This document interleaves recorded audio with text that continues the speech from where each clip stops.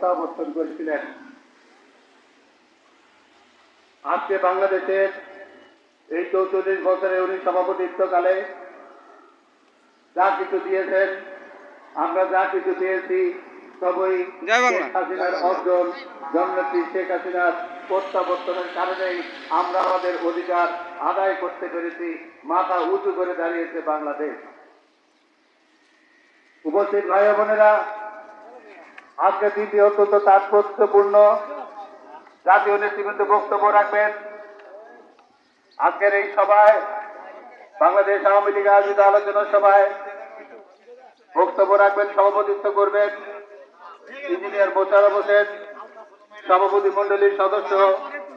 আরো উপস্থিত থাকবেন সড়ক ও সেতু মন্ত্রী, বাংলাদেশ আওয়ামী লীগের বিপ্লবী সাধারণ সম্পাদক জননেতা ওবায়দুল কাদের এমপি সহ অন্যান্য জাতীয় ও কেন্দ্রীয় নেতৃবৃন্দ। আপনারা যারা ইতিমধ্যেই মিলনায়তনে এসেছেন, আপনাদের সকলের সহযোগিতা কামনা করছি, দৃষ্টি আকর্ষণ করছি।